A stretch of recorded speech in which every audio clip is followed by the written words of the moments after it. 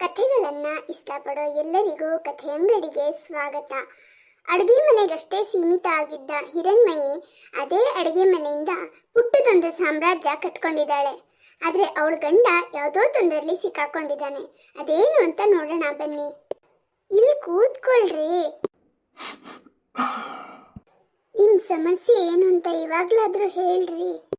ಹೋಗಿ ಆ ಕಡೆ, ನನ್ನ ಚಿಂತೆ ನನಗಾಗಿದೆ, ಬಂದ್ಬಿಟ್ಲು. ಆ ಕಡೆ ಸರ್ಕೊಳೆ. ಏನಾಯ್ತು ಅಂತ ನಂಗೆ ಹೇಳು ಚಿನ್ಮಯಿ. ಏನು ಅಂತ ಹೇಳಿ ಅತ್ತಿಗೆ, ನನ್ನನ್ನು ಕೆಲಸದಿಂದ ಕಿತ್ತಾಕ್ಬಿಟ್ರು.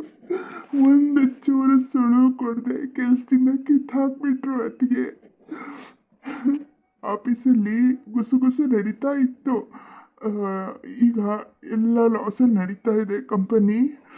ಹಾಗಾಗಿ ತುಂಬ ಜನ ಕೆಲಸದವ್ರನ್ನ ತೆಗೆದುಹಾಕ್ತಾರೆ ಅಂತೆಲ್ಲ ಗುಸುಗುಸು ನಡೀತಾ ಇತ್ತು. ಬಾಸ್ ನನ್ನ ಜೊತೆ ತುಂಬಾ ಕ್ಲೋಸ್ ಆಗಿದ್ರು. ಹಾಗಾಗಿ ನನ್ನನ್ನು ಕೆಲಸದಿಂದ ತೆಗೆದುಹಾಕಲ್ಲ ಅನ್ನೋ ಧೈರ್ಯದಲ್ಲಿದ್ದೆ ನಾನು. ಇವತ್ತು ಬೆಳಗ್ಗೆ ಕೂಡ ಬಾಸು ಚೇಂಬರ್ ಕರೆಸ್ಕೊಂಡು ಅದು ಇದೆಲ್ಲ ಏನೇನೋ ಮಾತಾಡಿದರು. ಅವ್ರು ಅದೇನು ಮಾತಾಡಿದ್ರು ಅಂತ ಅವಾಗ ಅರ್ಥ ಆಗಿಲ್ಲ. ಈಗ ನನಗದೆಲ್ಲ ಅರ್ಥ ಆಗ್ತಾ ಇದೆ. ಮಧ್ಯಾಹ್ನ ಅಷ್ಟೊತ್ತಿಗೆ ಬಾಸು ಹೊರಟೋಗಿದ್ರು. ನಂದು ಕೆಲಸ ಎಲ್ಲ ಮುಗ್ದಿತ್ತು. ನಾನೇನು ಮಾಡಿದೆ, ಸಂಜೆ ನನ್ನ ಫ್ರೆಂಡ್ ಜೊತೆಗೆ ಹೋಟ್ಲಿಗೆ ಹೋದೆ. ಅದು ಇದು ಮಾತಾಡಿಕೊಂಡು ಮನೆಗೆ ಬಂದೆ.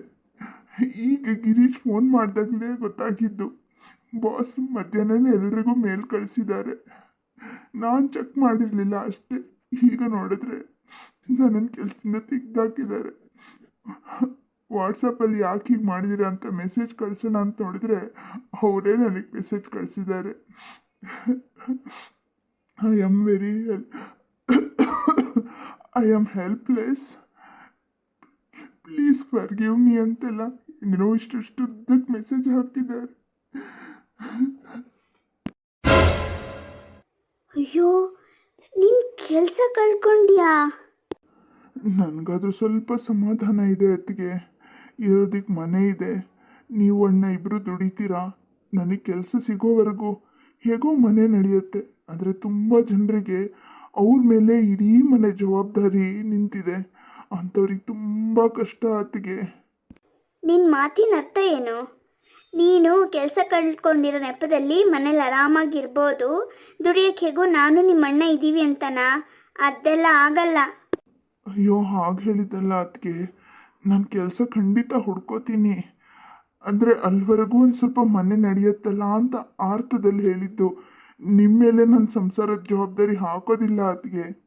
ನನಗೆ ಸುತ್ತಿ ಬಳಸಿ ಮಾತಾಡೋಕ್ಕೆ ಗೊತ್ತಿಲ್ಲ ಚಿನ್ಮಯ್. ನೇರವಾಗಿ ಹೇಳ್ತೀನಿ ಕೇಳು.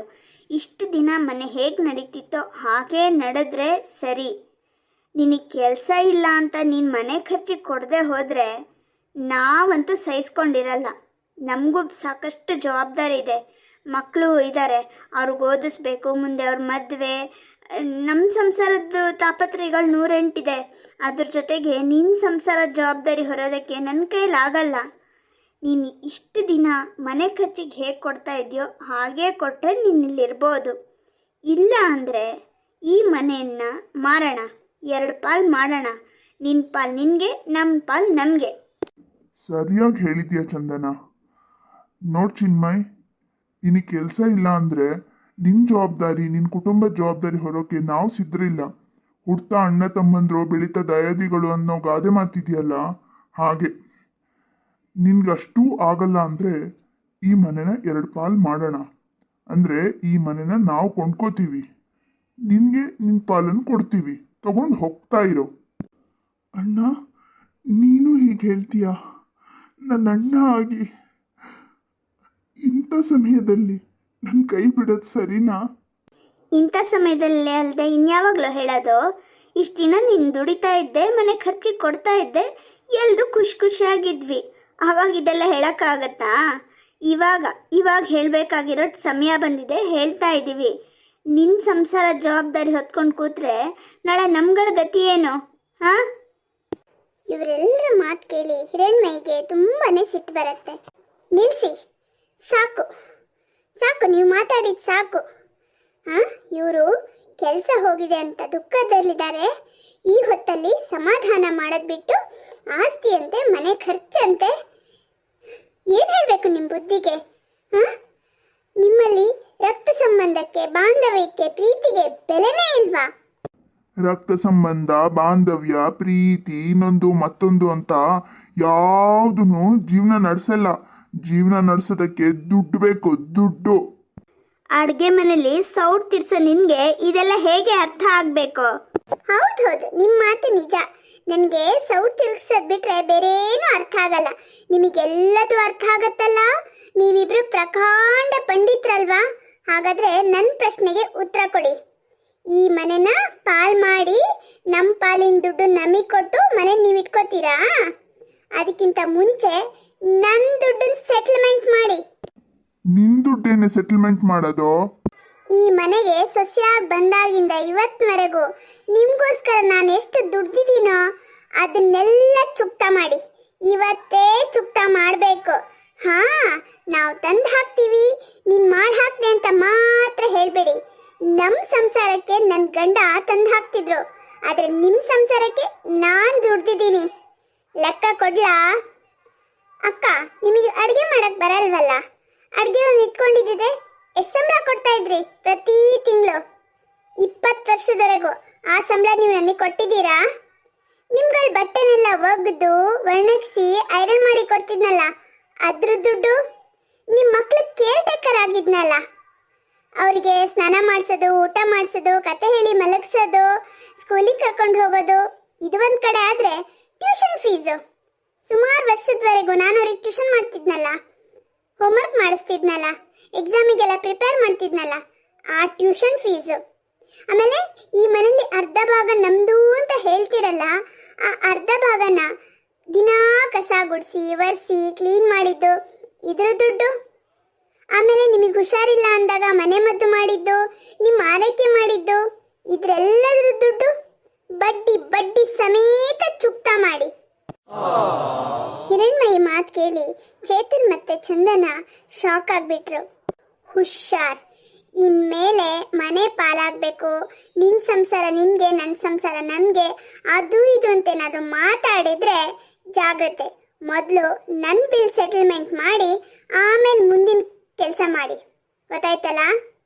ರೀ, ಯಾರು ಏನೇ ಹೇಳಿ ನೀವು ಮಾತ್ರ ಟೆನ್ಷನ್ ಮಾಡ್ಕೋಬೇಡಿ. ಆರಾಮಾಗಿ ಕೆಲಸ ಹುಡುಕಿ, ಮನೆ ಬಗ್ಗೆ ಯಾವ ಯೋಚನೆನೂ ಬೇಡ. ನೀವು ದುಡ್ದಿದ್ದ ಸಂಪಾದನೆಯಲ್ಲಿ ಹೇಗೆ ನನಗೂ ಮಕ್ಕಳಿಗೂ ಹಕ್ಕಿದೆಯೋ ಹಾಗೆ ನನ್ನ ಸಂಪಾದನೆಯಲ್ಲಿ ನಿಮಗೂ ಮಕ್ಕಳಿಗೆ ಹಕ್ಕಿದೆ. ಮನೆನ ಆರಾಮಾಗಿ ನಡ್ಸ್ಕೊಂಡು ಹೋಗ್ತೀವಿ, ನೀವೇನು ಟೆನ್ಷನ್ ಮಾಡ್ಕೋಬೇಡಿ, ಗೊತ್ತಾಯ್ತಲ್ವಾ? ಹಿರಣ್ಮಯಿ ತಲೆಗೆ ಖಂಡಿತ ಪೆಟ್ಟು ಬಿದ್ದಿದೆ. ಇವಳ ಸಂಪಾದನೆಯಲ್ಲಿ ಮನೆ ನಡೆಸ್ತಾಳಂತೆ. ಏನು ಸಂಪಾದನೆ ಮಾಡ್ತಿದ್ಯಾ ನೀನು? ಎಷ್ಟೊಂದು ವಿಚಿತ್ರ ಅಲ್ವಾ? ನಾವೆಲ್ಲರೂ ಒಂದೇ ಮನೇಲಿ ವಾಸ ಮಾಡ್ತಿದ್ದೀವಿ, ಆದರೆ ನಾವು ಏನೇನು ಕೆಲಸ ಮಾಡ್ತಿದ್ದೀವಿ ಅಂತ ಇನ್ನೊಬ್ಬರಿಗೆ ಗೊತ್ತೇ ಇಲ್ಲ. ಹೌದು ಹೌದು ಅಕ್ಕ, ನಿಮ್ಮ ಪ್ರಕಾರ ನಾನು ಸೌಟ್ ಆಡ್ಸೋದು ಬಿಟ್ಟರೆ ಬೇರೆ ಏನು ಮಾಡಲ್ಲ ಅಂತ. ಅದೇ ಕೆಲಸದಿಂದ ಇವತ್ತು ಪುಟ್ಟದೊಂದು ಏನು ಹೇಳ್ಬೋದು, ಸಾಮ್ರಾಜ್ಯ. ನಿಮ್ಮ ಪ್ರಕಾರ ಅದು ಸಾಮ್ರಾಜ್ಯ ಅಲ್ಲದೆ ಇರ್ಬೋದು, ನನ್ನ ಪ್ರಕಾರ ಒಂದು ಪುಟ್ಟ ಸಾಮ್ರಾಜ್ಯ ಕಟ್ಕೊಂಡಿದ್ದೀನಿ. ಅದ್ರ ಒಡತಿ ನಾನೇನೆ.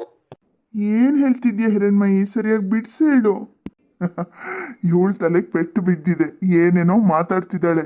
ಓ, ಗಂಡನ ಕೆಲ್ಸಕ್ಕೆ ಹೋಯ್ತಲ್ಲ ಅದಕ್ಕೆ ಶಾಕಲ್ಲಿ ಏನೇನೋ ಮಾತಾಡ್ತಿದ್ದಾಳೆ. ಸಾಮ್ರಾಜ್ಯ ಅಂತೆ, ಒಡತಿ ಅಂತೆ. ಹೌದು ಹೌದು, ಏನೋ ತಲೆ ಕೆಟ್ಟೋಳ್ ಥರ ಆಡ್ತಿದ್ದಾಳೆ. ಇದನ್ನ ನಾವು ಕೇಳಿಸ್ಕೊಂಡು ನಿಂತಿದ್ದೀವಿ. ಇಷ್ಟೊತ್ತೇ ನಿಂತಿದ್ದೀರಂತೆ, ಇನ್ನೊಂದು 2 ನಿಮಿಷ ನಿಲ್ಲಕ್ಕಾಗಲ್ವಾ? ಕೂರಕ್ಕಾಗ್ದಿದ್ರೆ ಅಲ್ಲಿ ಚೇರ್ ಇದೆಯಲ್ಲ, ಕೂತ್ಕೊಳ್ಳಿ. ನೀವು ಅವಾಗಿಂದನೂ ಬಡ್ಕೊಳ್ತಿದ್ರಲ್ಲ, ಹಿರಣ್ಮಯಿ ಸಾಂಬಾರ್ ಪೌಡರ್, ಹಿರಣ್ಮಯಿ ರಸನ್ ಪೌಡರ್, ಹಿರಣ್ಮಯಿ ಚಟ್ನಿ ಪುಡಿ, ಹಿರಣ್ಮಯಿ ಬಿಸಿಬೇಳೆಬಾತ್ ಪೌಡರ್, ಅದು ಇದು ಅಂತ. ಅದ್ರದ್ದೆಲ್ಲ ಒಡತಿ ನಾನೇನೆ, ಅದೆಲ್ಲದನ್ನು ಮಾಡಿದ್ದು ನಾನೇನೆ.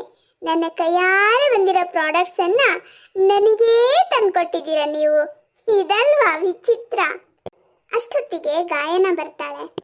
ನಿಮ್ಮ ಮನೆಯಿಂದ ಏನೋ ಜೋರ್ ಮಾತು ಕೇಳಿ ಬರ್ತಾ ಇತ್ತು, ಬರಬಾರ್ದೇನೋ ಅಂತ ಅಂದ್ಕೊಂಡೆ, ಆದರೆ ನನಗಾಗಿದ್ದ ಖುಷಿನ ತಡ್ಕೊಳಕ್ಕಾಗದೆ ಒಳಗೆ ಬಂದೆ. ಸಾರಿ, ಮೊದಲಿಗೆ ಎಲ್ಲರ ಕ್ಷಮೆ ಕೇಳ್ತಿದ್ದೀನಿ. ಹಿರಣ್ಮಯಿ ಅವರೇ, good news Hiranmayi, good news. ಅದೇನು ಗುಡ್ ನ್ಯೂಸ್ ಅಂತ ಹೇಳಿ ಗಾಯನ? ಸ್ವಾವಲಂಬಿ ಅನ್ನೋ ಸಂಸ್ಥೆಯವರು ಮಹಿಳೆಯರಿಗೆ ಉತ್ತೇಜನ ಕೊಡಬೇಕು ಅನ್ನೋ ಉದ್ದೇಶದಿಂದ ಅಲ್ಲಲ್ಲಿ ಮೇಳಗಳನ್ನ ನಡೆಸ್ತಾ ಇರ್ತಾರೆ. ಅಂದರೆ ಮಹಿಳೆಯರು ಮನೆಯಲ್ಲೇ ಕೂತ್ಕೊಂಡು ಮಾಡೋ ಅಂಥದ್ದು, ನೀವು ಮಾಡ್ತಿರಲ್ಲ ಅದೇ ಸಾರು, ರಸಂ ಪೌಡ್ರ್ ಈ ಥರದ್ದು, ಆಮೇಲೆ ಕೈ ಹೆಣ್ಗೆ, ಹೊಲಿಗೆ, ಪೇಂಟಿಂಗು, ಈ ಥರ ಬೇರೆ ಬೇರೆ ಇದರಲ್ಲಿ ಹೆಂಗಸರು ತುಂಬ ಜನರು ಇರ್ತಾರಲ್ಲ ಅಂಥವರಿಗೆ ಒಂದು ಅವಕಾಶ ಕೊಡಬೇಕು ಅಂತ ಈ ಮೇಳಗಳನ್ನ ನಡೆಸ್ತಾರೆ.